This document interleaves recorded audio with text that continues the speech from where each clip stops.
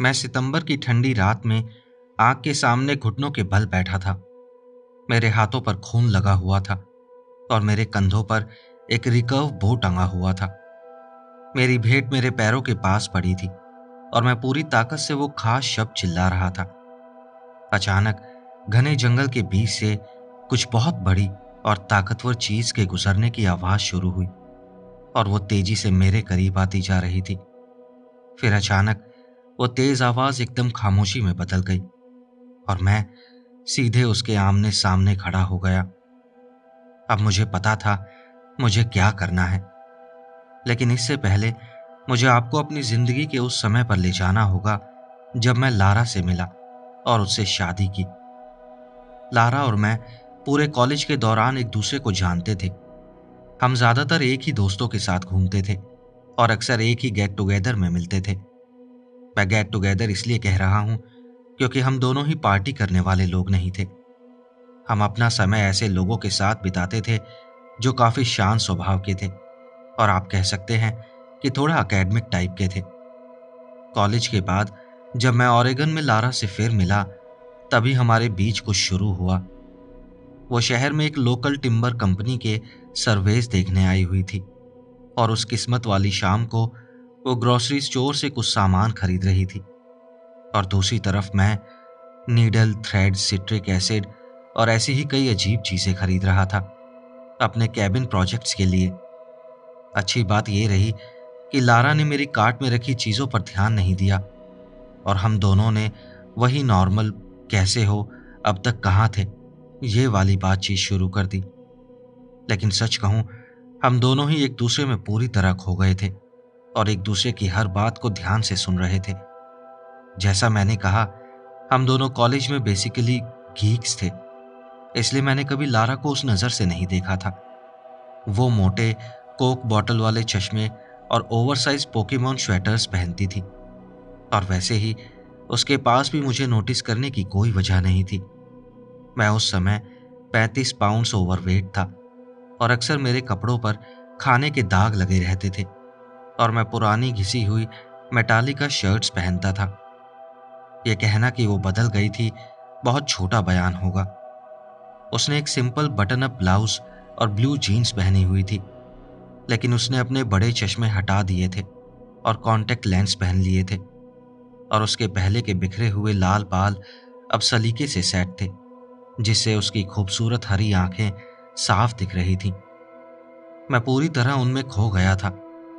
खुशकिस्मती से मैंने भी अपना वजन कम कर लिया था। मेरी नौकरी की वजह से मेरी बॉडी खुद ही फिट हो गई थी और मैंने बड़े लोगों की तरह खाना और कपड़े पहनना भी सीख लिया था। तो उस रात हम दोनों ने डाउनटाउन में देर तक कॉफी पी। ऐसा लग रहा था वो जो भी कह रही थी मैं हर बात पूरे ध्यान से सुनना चाहता था और वो भी मेरी जिंदगी में उतनी ही दिलचस्पी ले रही थी। जब मैं उसे उस रात उसके होटल तक छोड़ने गया तो हम दोनों को किसी भी फिजिकल चीज की उम्मीद नहीं थी, इसलिए हमारे बीच एक सच्ची और सुकून भरी फीलिंग थी और हमने बस अपने नंबर्स एक्सचेंज किए। मैं लारा के साथ अपनी जिंदगी के बारे में बहुत कुछ बता सकता हूँ, लेकिन इतना कहना काफी है कि बाकी सब इतिहास बन गया। सिर्फ 8 महीने बाद हम दोनों अपने दोस्तों और परिवार के बीच ईस्ट कोस्ट के एक बीच पर खड़े थे और एक दूसरे से हमेशा साथ रहने की कसम खा रहे थे। लेकिन अजीब बात यह थी कि मेरी नई दुल्हन, जो वेस्टर्न रॉकीज की रहने वाली थी, उसने कभी यूएस का सदर्न हिस्सा नहीं देखा था और उसने इंसिस्ट किया कि हम अपलाचियन माउंटेन्स में बैकपैकिंग ट्रिप पर जाएं और यहीं से हमारी असली कहानी शुरू होती है। हमने उस हफ्ते 20 मील की हाइक करने का फैसला किया। सोच ये थी कि इससे एक्सरसाइज भी हो जाएगी और हमें एक दूसरे के साथ वक्त बिताने का मौका भी मिलेगा। उस दोपहर पहले 4 मील तो ऐसे निकल गए जैसे पता ही नहीं चला और जब हम एक खूबसूरत मैडो पर पहुंचे जिसके बीच से एक बहता हुआ छोटा सा नाला गुजर रहा था, तो हमें इससे बेहतर कैंप करने की जगह नहीं लगी। तो हमने वहीं कैंप लगाया, फ्रीज ड्राइड खाना बनाया और उस रात जल्दी ही टेंट में चले गए। करीब रात 2 बजे मुझे लगा कि मैंने हमारे ऊपर पहाड़ी से कुछ आवाजें सुनी हैं, लेकिन मैं इतना थका हुआ था कि चेक करने की हिम्मत नहीं हुई और मैं फिर से सो गया। लेकिन 3:30 बजे मुझे पक्का यकीन हो गया कि कुछ तो गड़बड़ है। तो मैं धीरे से स्लीपिंग बैग से बाहर निकला, चुपचाप टेंट की जिप खोली और उस जगह की तरफ झांका जहां हमारी कैंप फायर थी। मुझे लगा कि मैंने 3 लोगों की परछाइयों को देखा है जिनकी बॉडी एवरेज थी, लेकिन असली चीज जिसने मुझे यकीन दिलाया वो थी एक सिगरेट का जलता हुआ टुकड़ा जो उनमें से एक के मुंह से चमक रहा था। मुझे समझ नहीं आ रहा था कि मुझे किस चीज के लिए तैयार रहना चाहिए। मैं इस ट्रिप के लिए अपना हंटिंग गियर घर पर ही छोड़ आया था, तो हमारे पास बस एक बेयर स्प्रे का कैन बचा था और एक मल्टी टूल प्लायर था जिसमें एक छोटा सा बेकार नाइफ ब्लेड था। हनी, क्या हुआ? लारा ने अचानक मुझे डरा दिया। जब मैंने खुद को संभाला तो मैंने आखिरी बार बाहर देखा और वो परछाइयां अंधेरे में भागती हुई नजर आईं। शायद कोई भालू था, लेकिन अब चला गया है, मैंने कहा। मैं उसे किसी ऐसी चीज के लिए परेशान नहीं करना चाहता था जिसके बारे में मुझे खुद ही यकीन नहीं था। इसलिए मैं वापस उसके साथ स्लीपिंग बैग में घुस गया और सोने चला गया। अगली सुबह मैंने हमारी कैंपफायर के पास 2 सिगरेट बट्स पड़े हुए देखे। कुछ तो गड़बड़ लग रही थी, लेकिन आखिरकार मैं अपने हनीमून पर था, इसलिए मैंने सोचा कि थोड़ा और हाइक करने से ये बेचैनी खत्म हो जाएगी। उस दोपहर देर से हम धीरे धीरे चलते हुए मार्कर 7 के पास पहुंचे। तभी हमें रास्ते के किनारे एक बहुत बूढ़ा, 90 साल के करीब का, छोटे कद का, सफेद बालों वाला आदमी दिखा जो झुका हुआ बैठा था और उसके चेहरे पर पूरी तरह हार मान लेने जैसा भाव था। वो इस मॉडर्न दुनिया में बिल्कुल अलग लग रहा था। उसके कपड़े मैले थे, फटे हुए थे, हर जगह से चीथड़े थे, जैसे वो अभी अभी 1800 की किसी कोल माइन में काम करके निकला हो। वो ऐसे झुका हुआ था जैसे उसकी पीठ हमेशा के लिए झुक गई हो, और जब उसने अपना सर उठाकर हमारी तरफ देखा तो उसकी तेज नीली आंखें सीधे हम पर टिक गईं। उसकी नजरें लगभग हिप्नोटाइज करने वाली थीं। लारा ने आगे बढ़कर पूछा, क्या उन्हें कोई मदद चाहिए? उसने कहा कि उसे तुरंत पानी की जरूरत है और वो पूरी तरह थक चुका है, सांस तक नहीं बची है। वो अपने कैबिन तक लौटने की कोशिश कर रहा था, जो इस रास्ते से करीब 2 मील ऊपर था। लारा ने तुरंत अपनी एल्यूमिनियम वाटर बॉटल उसे दे दी और मैं उसके पास गया, उसका हाथ अपने कंधे पर रखा और धीरे धीरे उसे सहारा देकर ऊपर की तरफ ले जाने लगा। करीब 2 घंटे बाद हम एक ऐसे कैबिन के सामने खड़े थे जिसे मैंने अपनी जिंदगी में सबसे ज्यादा टूटा फूटा और काई से ढका हुआ देखा था। मैं और लारा एक दूसरे को देखकर थोड़ा घबरा गए, क्योंकि वो आदमी अचानक मेरे सहारे से अलग हो गया, जैसे उसे कभी जरूरत ही नहीं थी, और वो फुर्ती से कैबिन के छोटे से चरमराते पोर्च की सीढ़ियां चढ़ गया। तुम दोनों का बहुत शुक्रिया, मुझे घर तक छोड़ने के लिए और एक बूढ़े आदमी का ख्याल रखने के लिए। अब मैं यहां से खुद संभाल लूंगा। फिर उन्होंने लारा को उसकी बोतल वापस दी और उसे आंख मारते हुए बोले, अगर तुम्हें कभी कुछ भी चाहिए हो, बस मेरा नाम पुकारना, मैं दौड़ता हुआ आ जाऊंगा। मेरा नाम अतलाल है। मुझे लगता है वो हमारे मन की बात समझ गया था, क्योंकि हम सोच रहे थे कि इतनी बुरी हालत में एक बूढ़े आदमी को जंगल में छोड़ना ठीक नहीं होगा। इसलिए उसने हल्के से हमें जाने का इशारा किया और हमारी तरफ पीठ करके अपने कैबिन के अंदर चला गया। आपको यकीन है हम और किसी तरह की मदद नहीं कर सकते? मैंने थोड़ा जोर से पूछा। उसने दरवाजे से अपना सर बाहर निकाला और बोला, मुझ पर भरोसा करो, मैं अच्छे से रह लेता हूँ। कभी कभी मैं तुम जैसे अच्छे लोगों से दोस्ती कर लेता हूँ और वो मुझे फॉल में वाइट टेल वेनिसन यानी सफेद दुम वाले हिरन की भेंट दे जाते हैं। 1 या 2 हिरन मेरी जरूरतों के लिए काफी होते हैं। फिर उसने फिर से आंख मारी, जैसे बूढ़े लोग करते हैं, और अपना सर अंदर कर लिया। और उस आधे सड़े हुए लकड़ी के दरवाजे को जोर से बंद कर दिया।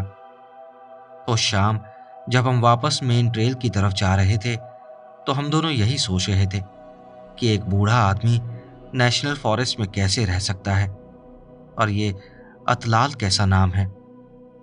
थोड़ी देर बाद हम मार्कर 8 तक पहुंचे और ट्रेल के किनारे एक छोटी सी खुली जगह पर कैंप लगाने का फैसला किया, जो एक ढलान वाली पहाड़ी थी। और एक बार फिर हम अंधेरा होने से पहले ही सोने चले गए। अगली सुबह करीब 4 बजे मैं बाहर गया, जब मैंने देखा हमारे टेंट से सिर्फ 20 फीट दूर 3 ताज़ा सिगरेट बट्स पड़े थे। 6 बजे मैंने लारा को उठाया और जोर देकर कहा कि हमें यहाँ से जल्दी निकलना होगा। वो थोड़ी कंफ्यूज थी लेकिन मान गई, तो हमने बात वहीं ख़त्म कर दी। उस दिन हमने करीब 7 मील की हाइक की। लारा ने पूछा हम इतना जल्दी जल्दी क्यों चल रहे हैं, तो मैंने एक कहानी बना दी कि ऑरेगन लौटते वक्त उसके लिए एक सरप्राइज है। लारा को सरप्राइजेस बहुत पसंद थे, तो उसने बस मुस्कुराकर मेरी बात मान ली और हम फिर से जल्दी सोने चले गए। इस बार सच में हम बहुत थक चुके थे। मुझे लगा कि हमने आज जितनी दूरी तय की है उससे हम उन अजनबियों से दूर हो गए होंगे। लेकिन रात 1:30 बजे हम दोनों एक अजीब सी सीटी जैसी आवाज से जाग गए, जो हमसे 30 यार्ड दूर पेड़ों के बीच से आ रही थी और धीरे धीरे हर तरफ से आने लगी। मुझे पता था कि लारा को सच्चाई जाननी चाहिए, तो मैंने धीरे से उसे सब कुछ बता दिया और उसने गुस्से में मुझे डांटा और मेरे कंधे पर मारा जब मैं अपना मल्टी टूल नाइफ पकड़ने की कोशिश कर रहा था। मैं अभी नाइफ खोल भी नहीं पाया था कि अचानक टेंट का दरवाज़ा फट गया और 4 बड़े बदबूदार आदमी अंदर घुस आए। वो हमारे ऊपर झुककर हमें घूरते हुए खड़े थे। उनमें से सबसे बड़े ने भारी और कर्कश आवाज में कहा, यह बिल्कुल सही रहेगा। मैंने तुरंत ब्लेड खोला और उसकी जांघ में घोंप दिया। वो जोर से चीखा और पीछे लड़खड़ाता हुआ गिरा और मेरा नाइफ उसके साथ ही चला गया। उसी पल मुझे समझ आ गया कि अब हम सच में मुसीबत में हैं, क्योंकि मेरे पास कोई और तरीका नहीं बचा था। मैं कुछ सोच पाता उससे पहले ही मेरी दाईं कनपटी पर जोरदार वार हुआ और सब कुछ अंधेरा हो गया। शायद 5 मिनट बाद जब मुझे होश आया तो मेरे हाथ और मुंह बंधे हुए थे। मैं घुटनों के बल बैठा था और मेरे सामने हमारी दोबारा जलाई गई आंख थी, जहां 2 आदमी लारा को पकड़कर नीचे दबाए हुए थे और उसे छेड़ रहे थे। यह कहना कि मैंने अपनी जिंदगी में कभी इतना बेबस और डरा हुआ महसूस नहीं किया बहुत छोटा होगा। मैंने पूरी ताकत से चीखने की कोशिश की, उस गंदे कपड़े के पीछे से जो मेरे मुंह में ठूसा गया था, और खुद को छुड़ाकर उस आदमी पर टूट पड़ने की कोशिश की जो मुझे देख रहा था, लेकिन कोई फायदा नहीं हुआ। जब मैं मिट्टी में एक तरफ गिरा तब मैंने देखा कि मेरे ब्लेड ने अपना काम कर दिया था। वो बड़ा आदमी हमारे टेंट से कुछ ही कदम दूर था, बेहोश पड़ा था और उसके शरीर से खून बह रहा था। जैसे ही मैंने लारा की टी-शर्ट का कपड़ा फटने की आवाज सुनी, मुझे समझ आ गया कि यह सब किस लिए हो रहा था। मेरा दिल और उसका भी हमेशा के लिए टूटने वाला था। उसने मेरी आंखों में देखा और मेरा नाम चिल्लाने लगी, जबकि हम दोनों जानते थे कि उस पल मैं बिल्कुल बेबस था। लेकिन तभी उसने कुछ ऐसा किया जिसकी मुझे बिल्कुल भी उम्मीद नहीं थी। किसी तरह उसके दिमाग के किसी कोने में एक याद उठी और आखिरी उम्मीद में जैसे ही वो दरिंदे उसकी जीन्स नोचने लगे, उसने पूरी ताकत से चिल्लाया, अतलाल। सभी आदमी अचानक रुक गए और एक दूसरे को देखने लगे। इसका मतलब क्या है औरत? वो हम दोनों का मजाक उड़ाने लगे। लेकिन तभी जंगल के अंदर से एक जोरदार धमाके की आवाज आई। हम उस आवाज को समझ पाते उससे पहले ही एक बुलडोजर जैसी ताकत से कुछ झाड़ियों को चीरता हुआ बाहर आया, और जो हमारे सामने खड़ा था वो करीब 8 फीट लंबा था और वो हर तर्क को तोड़ रहा था। वो बिल्कुल वैसा ही था जैसा आप बिगफुट की कल्पना करते हैं। उसके लंबे हाथ लगभग पैरों तक लटक रहे थे। फर्क बस इतना था कि उसकी उंगलियों से नाखून की जगह करीब 8 इंच लंबे पंजे निकले हुए थे। उसका पूरा शरीर बालों से ढका हुआ था, चमकदार चांदी जैसे बाल, और उसके पैर इंसानों जैसे दिखने वाले थे, लेकिन बहुत बड़े थे, लगभग 35 साइज के। लेकिन जो चीज सबसे ज्यादा अजीब थी वो उसका सर था, जो एक ग्रिजली बेयर जैसा लगता था, छोटा लेकिन गहरे निशानों से भरा हुआ। ऐसे निशान जो बताते थे कि उसने अपने से भी बड़े जीवों से लड़ाई लड़ी थी। फिर भी उस डरावने रूप के अंदर से वही तेज नीली आंखें दिख रही थी, जिनमें एक साथ पुराने अनुभव, दया और अंधा गुस्सा झलक रहा था। ये क्या बला है? एक आदमी बस इतना ही बोल पाया, इससे पहले कि वो चीज उस पर कूद पड़ी और एक ही झटके में अपने नुकीले दांतों से उसका सर उसके शरीर से अलग कर दिया। बाकी आदमी तुरंत दो अलग अलग दिशाओं में भागने लगे, लेकिन वो दरिंदा पहले आदमी से उछलकर करीब 40 फीट दूर दूसरे पर जा कूदा और दोनों हाथों से उसका सीना चीर दिया और उसके अंदरूनी अंग खाने लगा। एक पल के लिए मुझे लगा कि आखिरी आदमी बच जाएगा, क्योंकि वो पेड़ों के बीच घुस गया था। लेकिन हमारा रक्षक अचानक रुक गया, जैसे उसे याद आया कि उसका काम अभी खत्म नहीं हुआ है, और वो जैगुआर जैसी रफ्तार से जंगल में दौड़ पड़ा। और जो चीखें वहां से गूंज रही थीं, वो किसी बुरे सपने से कम नहीं थी। लारा तुरंत मेरे पास दौड़कर आई और मेरी रस्सी खोल दी। हम दोनों ने एक साथ नीचे मेन ट्रेल की तरफ देखा और भागने के लिए उठने लगे। लेकिन तभी हमारे सामने सीधे खड़ा था वही कमजोर सा बूढ़ा अतलाल।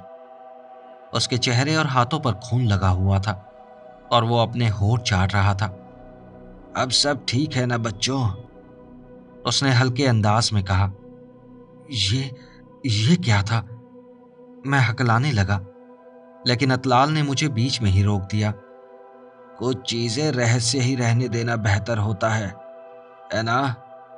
फिर उसने चारों तरफ नजर दौड़ाई और आगे बोला, तुम दोनों अपना कैंप समेटो और थोड़ी दूर ट्रेल पर आगे निकल जाओ। मैं यहां सबको संभाल लूंगा। उसने फिर से वही मुस्कुराकर आंख मारी, जैसे खुश मिजाज बूढ़े लोग करते हैं, और हमने चुपचाप सर हिला दिया।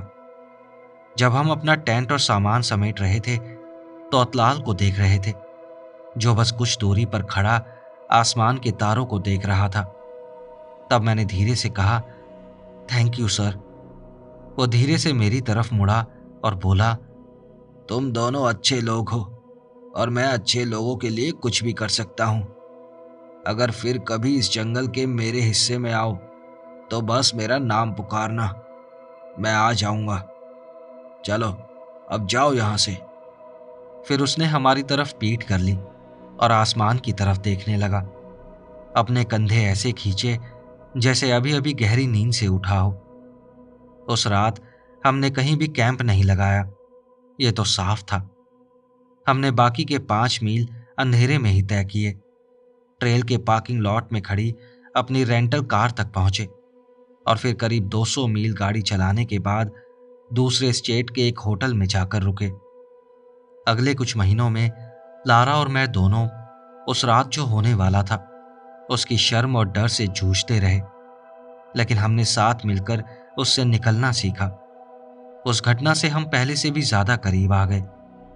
अगले साल अगस्त में एक रात लारा ने मुझे जगाया, क्योंकि उसे अचानक याद आया अतलाल ने किसी भेंट की बात की थी।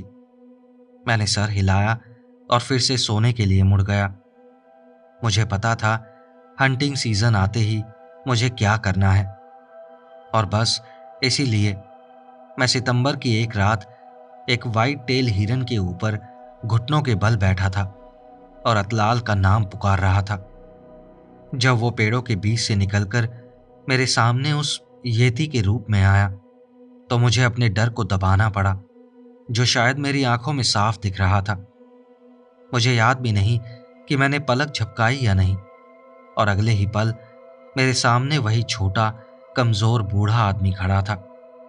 मेरी बात याद रखने के लिए धन्यवाद लड़के, उसने कहा। आगे भी ऐसा और मिलेगा, मैं वादा करता हूं, मैंने जवाब दिया।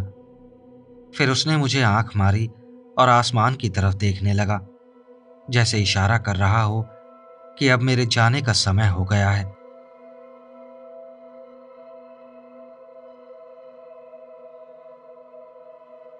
मैं पागलों की तरह जंगल में भाग रहा था, कभी ठोकर खा रहा था, कभी झाड़ियों से टकरा रहा था, और कभी घनी टेढ़ी मेढ़ी झाड़ियों में उलझ रहा था। मेरी अपनी तेज सांसों की आवाज इतनी जोरदार थी कि मैं ठीक से सोच भी नहीं पा रहा था। वो आवाज पूरे शरीर में गूंज रही थी, बहुत तेज, कान फाड़ देने वाली आवाज। लेकिन तभी अचानक मैं सीधा एक पेड़ से जा टकराया। मैं जमीन पर गिर पड़ा और मेरे आसपास सब कुछ धुंधला हो गया। मेरे शरीर से हर जगह खून बह रहा था, लेकिन मुझे पता ही नहीं था कि कहां से बह रहा है। तभी एक बड़ी सी परछाई मेरे ऊपर झुक गई, और तभी मेरी आंख खुल गई। यह वही डरावना सपना था जो मुझे उस घटना से ठीक पहले आया था। उस समय वो सपना इतना असली लगा कि मैं अंदर तक हिल गया था। लेकिन सच कहूं, मैं पहले से ही बुरी तरह टूटा हुआ था। मेरा कुत्ता, मेरा सबसे अच्छा दोस्त, 2 हफ्ते पहले भगवान को प्यारा हो गया था, और मैं अभी तक उससे उबर भी नहीं पाया था। उस समय जेठ ही मेरा परिवार थी। वो 14 साल की थी। उसकी जिंदगी अच्छी थी और उसका बहुत ख्याल रखा गया था। मेरी पत्नी और मेरे बच्चे नहीं थे, इसलिए जेठ ही हमारी बच्ची थी। मैं शादीशुदा था, लेकिन मेरी पत्नी 2 साल पहले गुजर गई थी। मैं उस सदमे से कभी उबर नहीं पाऊंगा। खैर, मैं बिस्तर पर पड़ा रहा। मेरा उठने का मन नहीं कर रहा था।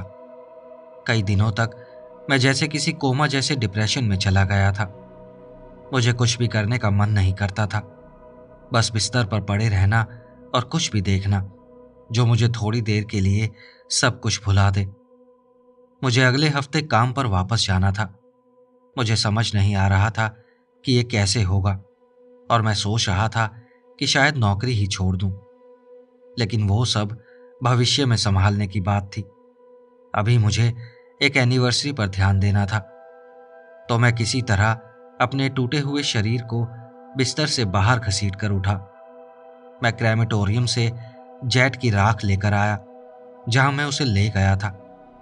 वो 50 पाउंड की ब्लू हीलर थी। मैं घर गया और उसकी राख को 2 हिस्सों में बांट दिया। एक हिस्सा घर पर ही रहेगा और दूसरा हिस्सा मेरे साथ इस सफर पर जाने वाला था। फिर मैंने अपनी छोटी एसयूवी पैक की और गहरे जंगल की तरफ निकल पड़ा। जिस शहर में हम रहते थे, वो एक बहुत बड़े जंगल के किनारे था। उसका कुछ हिस्सा बीएलएम लैंड था, ब्यूरो ऑफ लैंड मैनेजमेंट। कुछ प्राइवेट लैंड्स थे और कुछ फेडरल पार्क थे। वो एक बहुत बड़ा इलाका था जो सैकड़ों मील तक फैला हुआ था। मुझे वहां पहुंचने में करीब 3 घंटे लगे। वो एक बहुत ही दूर ऑफ ग्रिड कैंप साइट थी और जेट की सबसे पसंदीदा जगह थी। कम से कम मुझे हमेशा ऐसा ही लगता था। मैं और मेरी पत्नी वहां अक्सर जाते थे। वो सच में बहुत अच्छे दिन थे। गाड़ी पार्क करने से कैंप साइट तक सिर्फ 30 यार्ड की दूरी थी। मैंने एक छोटा सा फायर पिट बनाया और एक टेंट लगाया। मैंने सोचा था बस एक रात रुकूंगा। 3 साल पहले, एमा के मरने से एक दिन पहले, आसमान बहुत खूबसूरत था, सितारों से भरा हुआ था और एक शानदार मेटियोर शावर हो रहा था।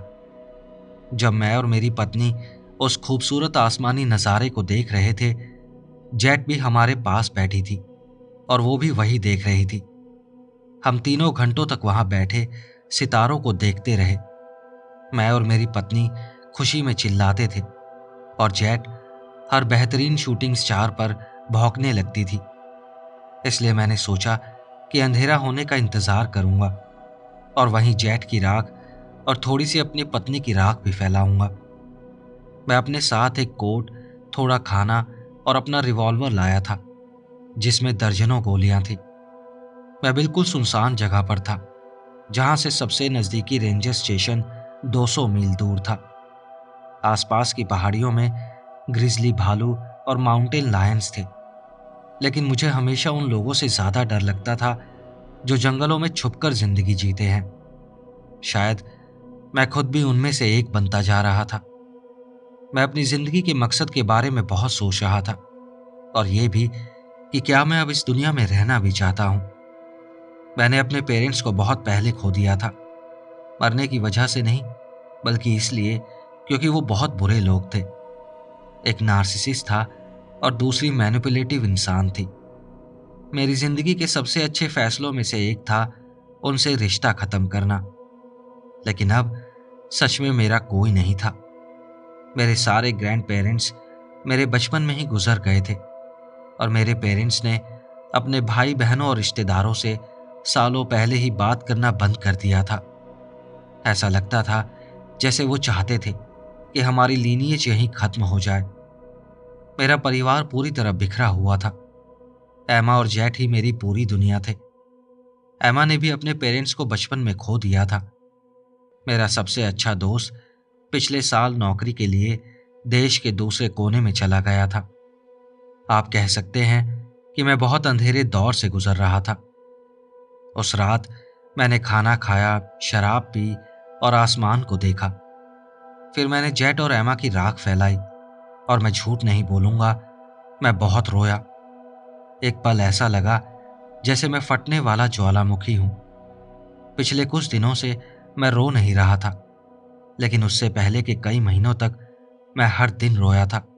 जब से मुझे जेट के कैंसर के बारे में पता चला था, शायद मैं अंदर ही अंदर सब कुछ दबाए हुए था और अब फटने के लिए तैयार था। इतना रोने से मुझे उस रात सोने में मदद मिली।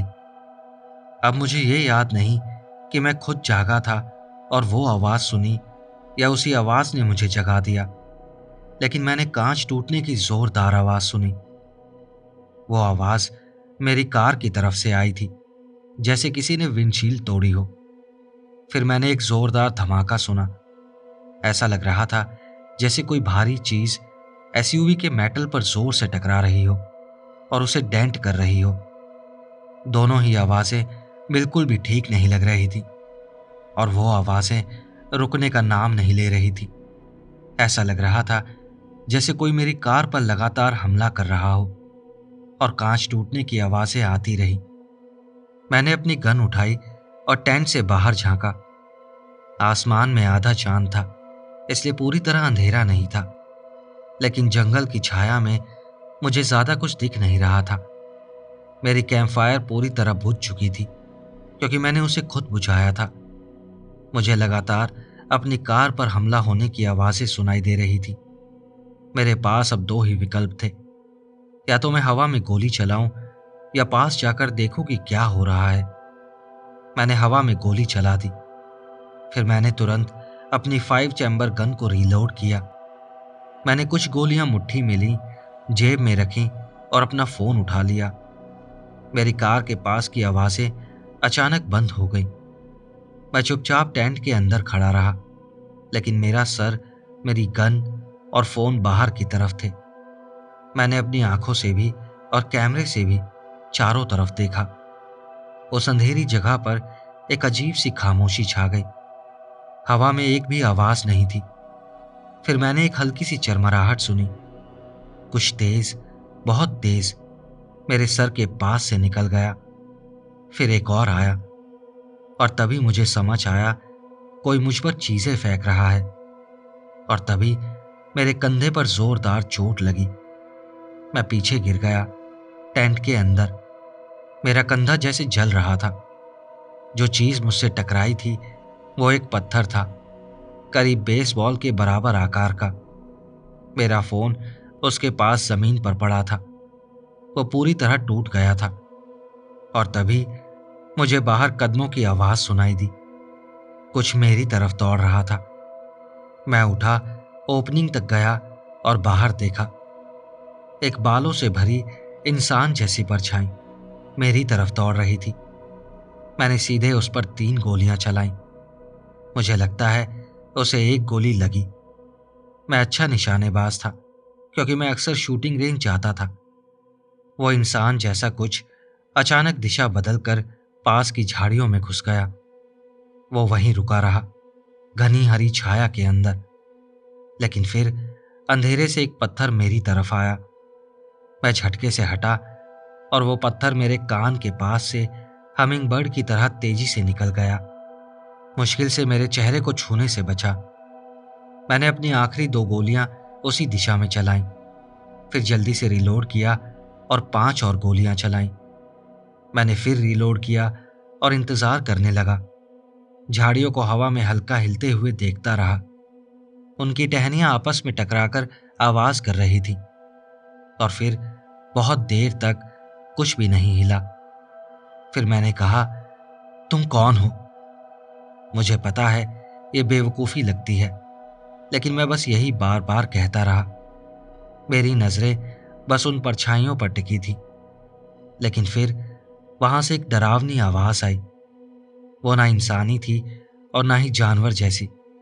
वो एक चीख थी, और फिर वो और जोर से गूंजी। तभी मुझे जंगल के अंदर से एक और चीख सुनाई दी, और वो ज्यादा भारी थी। लेकिन जो मेरे पास था वो अचानक शांत हो गया। दूर से फिर वही आवाज आई, लेकिन पास वाला चुप रहा। फिर से दूर से आवाज आई, इस बार ज्यादा बेचैन, और उसके जवाब में 2 और अलग अलग दूर की आवाजें आईं। और तभी मुझे समझ आया कि ऐसे कम से कम 3 जानवर और हैं, और वो मुझे चारों तरफ से घेरे हुए हैं। मुझे समझ आ गया कि मुझे तुरंत वहां से निकलना होगा। मैंने जल्दी जल्दी अपने जूते पहने और बैग तैयार किया। मैंने अपनी कार तक जाने का सोचा। वो चुपचाप पड़ा हुआ जानवर मेरे टेंट और कार के बीच में था। फिर भी मैंने वही करने का फैसला किया। लेकिन फिर मैं रुक गया, क्योंकि मुझे लगा ये जाल भी हो सकता है।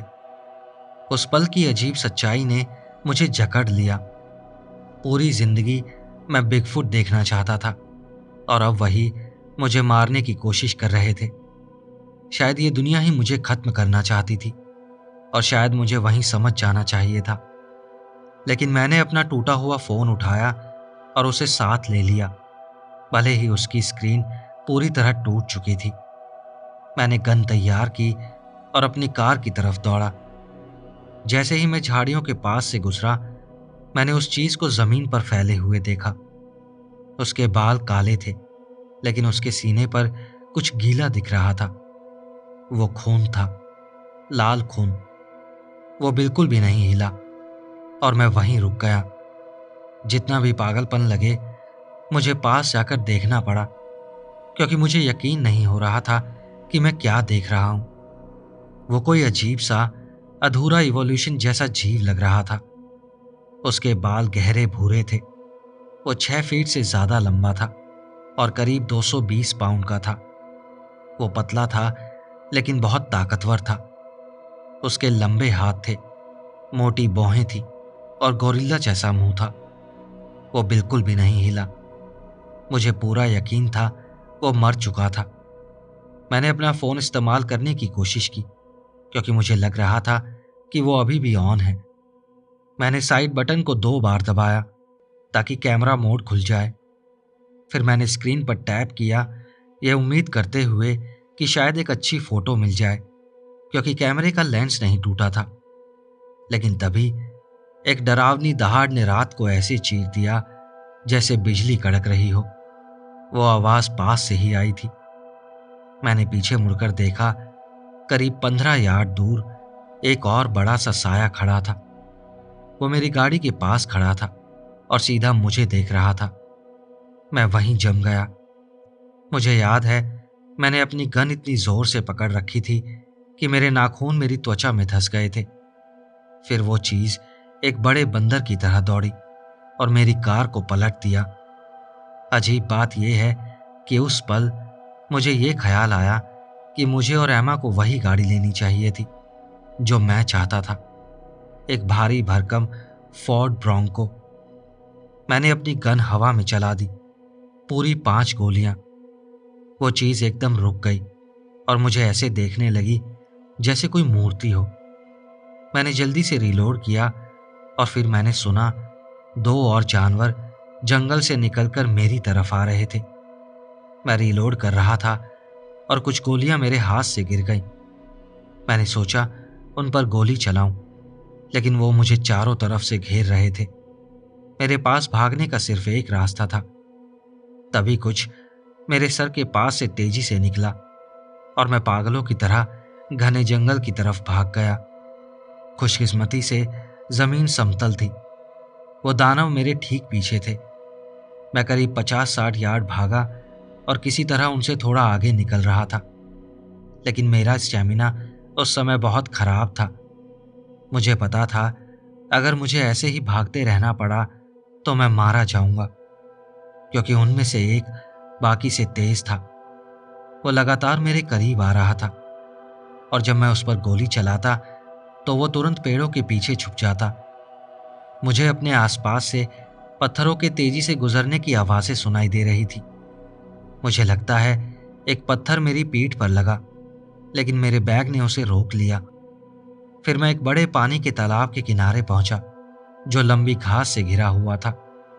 मैं उस कीचड़ भरे वेटलैंड के किनारे किनारे भागता रहा। मुझे पीछे से उनकी डरावनी चीखें सुनाई दे रही थी।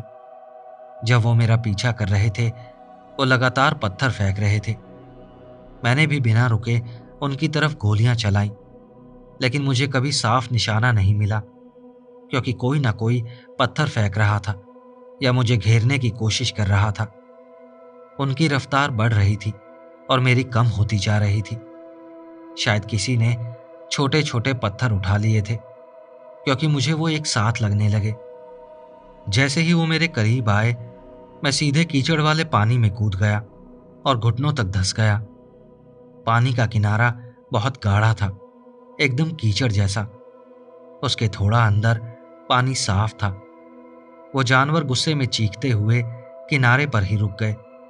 वो पत्थर फेंकते रहे और मैं जल्दी जल्दी अंदर गहरे पानी की तरफ बढ़ता गया और उन पर गोली चलाता रहा, लेकिन फिर वो भी पानी में कूद पड़े। मैंने अपनी गन संभाली, बैग फेंका और गहरे पानी में कूदकर पूरी ताकत से तैरने लगा। मैं बचपन में काफी तैरता था। मैं दूसरी तरफ किनारे तक पहुंचा और जल्दी से बाहर निकल आया, और तभी मुझे एहसास हुआ मेरी गन गायब है। शायद वो पानी में ही गिर गई थी और वो जानवर ठीक मेरे पीछे पानी से बाहर निकल आए। मैं और भी घने अंधेरे वेटलैंड्स में भागने लगा, टहनियों से बचते हुए, गीली झाड़ियों के ऊपर से कूदते हुए। अचानक मेरा पैर फिसला और मैं एक दरार में गिर गया। मैं एक गिरे हुए बड़े पेड़ से जा टकराया जो सड़ रहा था। उसके ऊपर और भी गिरे हुए पेड़ पड़े थे जो जमीन में फंसे हुए थे, और नीचे एक खोखली जगह बन गई थी। छुपने के लिए वो एक तंग सी जगह थी। मैं जल्दी से उस खोखले हिस्से में उतर गया। अंदर मैं कीचड़, मिट्टी और मुड़ी हुई जड़ों से बनी एक छोटी सी गुफा में घुस गया और मैं बिल्कुल चुप हो गया। मैंने सुना वो जानवर उस इलाके में आ गए थे। वो कम से कम 2 थे। उनकी रफ्तार धीमी हो गई थी। मैंने उनकी चाल सुनी, टहनियां टूटने की आवाज के साथ। वो धीरे धीरे उसी तरफ आ रहे थे जहां मैं छुपा हुआ था। मैंने हल्का सा झांक कर देखा। उनमें से एक मुझसे करीब 10 फीट से भी कम दूरी पर था। फंसने से बचने के लिए मैं तुरंत वहां से निकलकर पास के एक और सड़े हुए पेड़ के पीछे छुप गया। मुझे पूरा यकीन था उसने मुझे देख लिया है।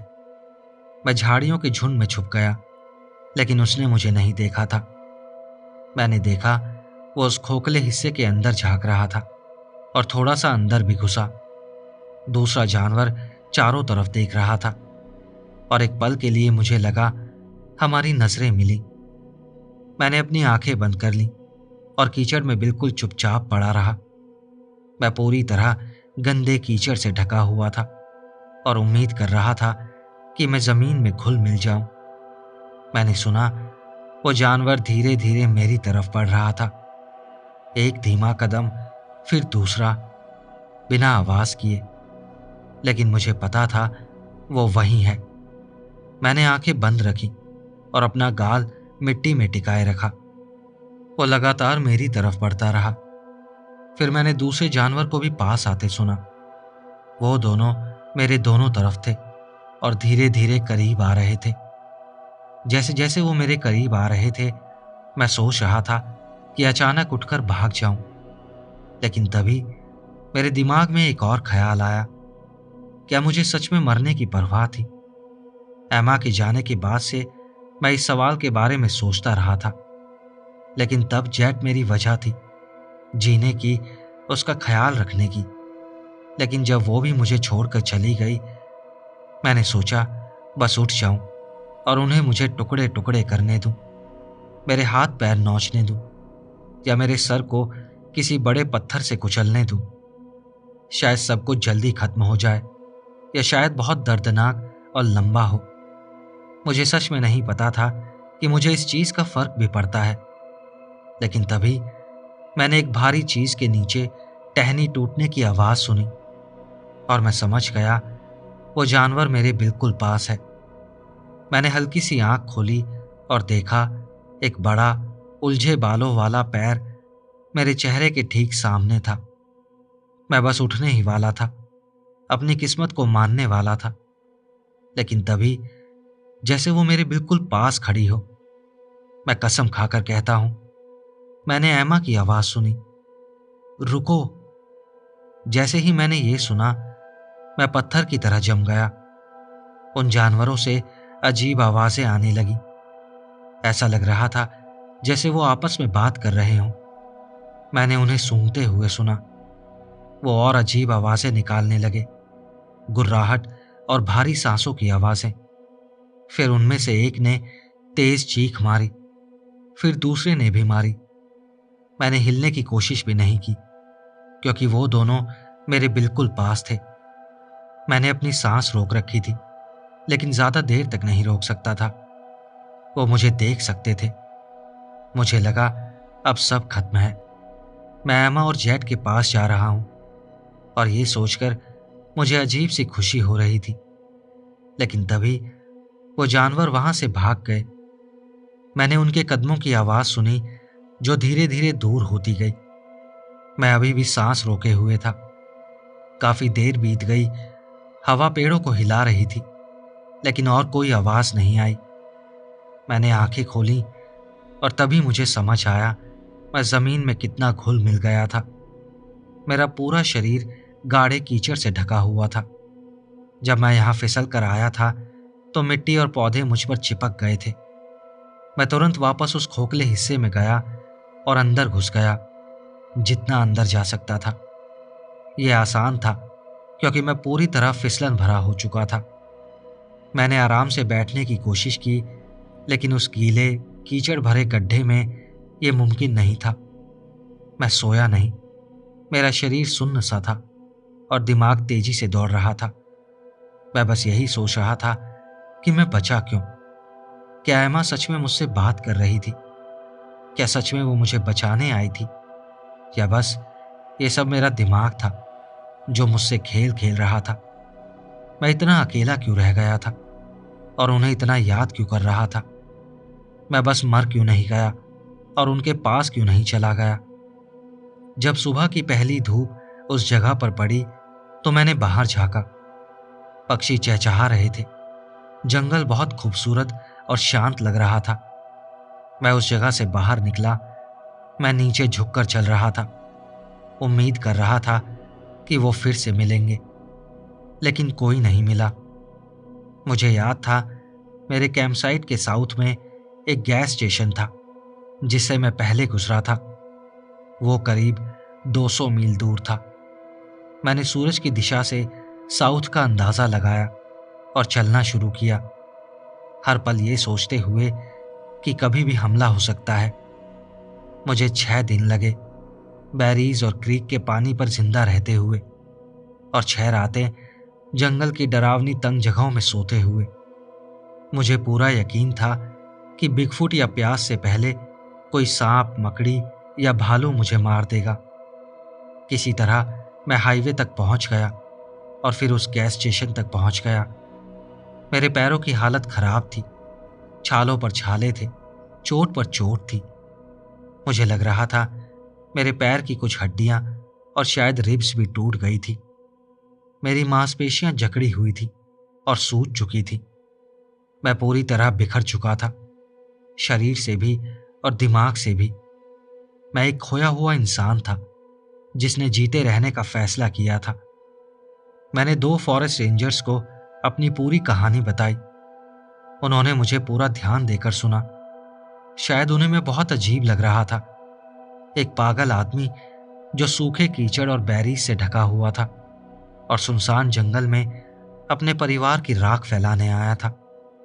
उन्होंने सब कुछ लिख लिया और बस इतना कहा कि हम जांच करेंगे और देखते हैं कि क्या मिलता है।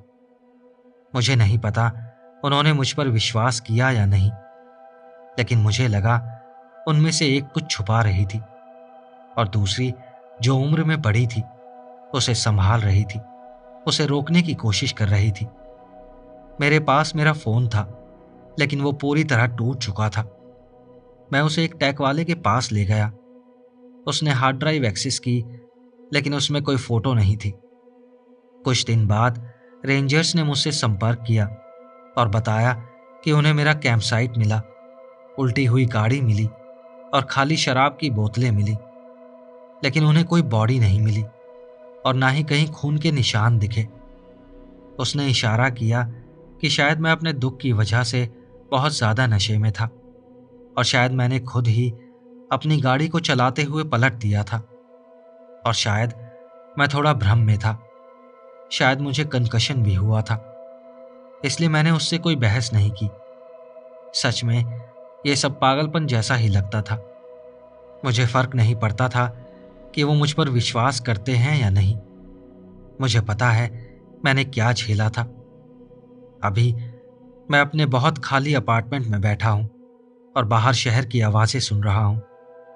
मुझे ये कहानी दूसरों के साथ शेयर करनी थी, क्योंकि मैं सच में खो गया हूं और मुझे नहीं पता मुझे अब आगे क्या करना है।